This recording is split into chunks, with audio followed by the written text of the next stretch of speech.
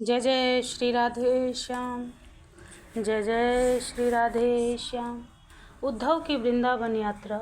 हे ब्रजनाथ, उद्धव रथ में बैठकर चल दिए थे वृंदावन की ओर।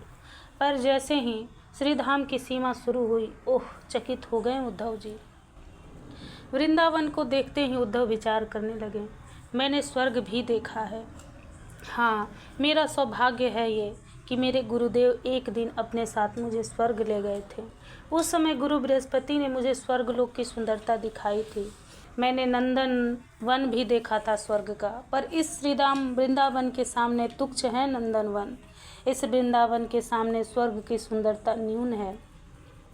उद्धव देख रहे हैं और आश्चर्य में हैं। चारों ओर हरियाली छाई है, धरती हरितिमा लिए हुए है, कहीं भी सूखा तृण नहीं है, हरा ही हरा। वृंदावन के वृक्षों की तुलना में पारिजात भी कितना व्यर्थ लगता है। कल्प वृक्ष है ये वत्स, मुझे मेरे गुरुदेव बृहस्पति ने कल्प वृक्ष भी दिखाया था। पर यहाँ के वृक्षों में जो बात है वो कल्प वृक्ष में भी नहीं थी। इन वृंदावन के वृक्षों को देखते ही ऐसा क्यों लग रहा है कि ये सब मुझे गले लगाना चाहते हैं। इन्हें मुझसे कुछ पूछना है और मुझे भी ऐसा लग रहा है कि मैं इन्हें गले लगा कर रहूं।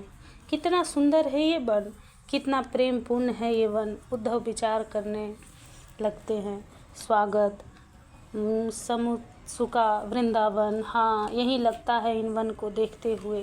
तभी तो कृष्ण इस वन के लिए इतने व्याकुल थे।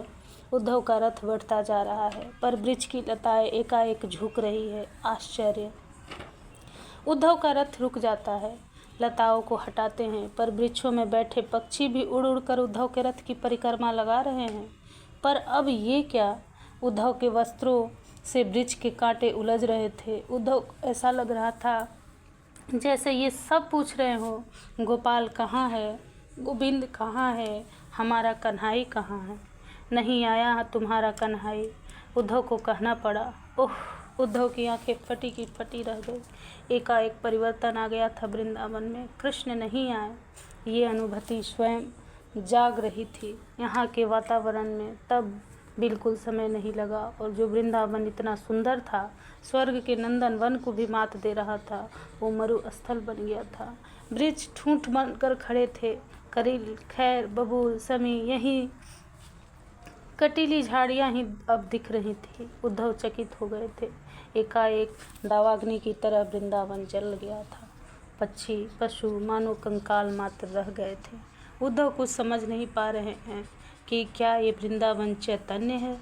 रथ देखते ही दौड़ पड़ी थी गायें। कितनी सुंदर, कितनी बलिष्ठ दौड़ी आई थी रथ के पास। रथ की परिक्रमा लगाई थी इन गौओं ने। फिर भीतर देखने लगी। उनकी आंखें कुछ खोज रही थी। जब उन्हें नहीं मिला तब कातर आंखों से उद्धव की ओर देखा था। नहीं आया गोपाल। ओह, गौए भी एकाएक ये सुनते ही धरती में बैठ गई। अब उनसे चला भी नहीं जाएगा। उनके नेत्रों से अश्रु बह रहे थे।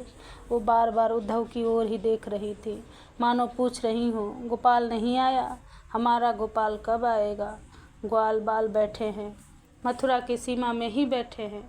नित्य का नियम है, इनका सुबह आ जाते हैं मथुरा की सीमा में और देखते रहते हैं, आज तो आएगा हमारा कन्हाई, आज तो आएगा, आज तो पक्का आएगा। रथ देख लिए ग्वाल बालों ने, आ गया हमारा कन्हाई, आ गया। कहाँ है कन्हाई, कहाँ है? मनसुख खुशी से नाचने लगा। वो देखो रथ आ रहा है, रथ में हमारा कन्हाई है। सब आनंदित हो उठे थे, सब आनंदित हो उठे थे। मैं तो कह ही रहा था वो आएगा, हमारा कन्हाई आएगा। उनका मन थोड़े ही लगता होगा वहाँ आ गया। हे ब्रजनाथ, कृष्ण के वियोग में बड़ी विचित्र स्थिति हो गई थी श्रीधाम वृंदावन की। उफ। जय जय श्री राधे श्याम। जय जय श्री राधे श्याम।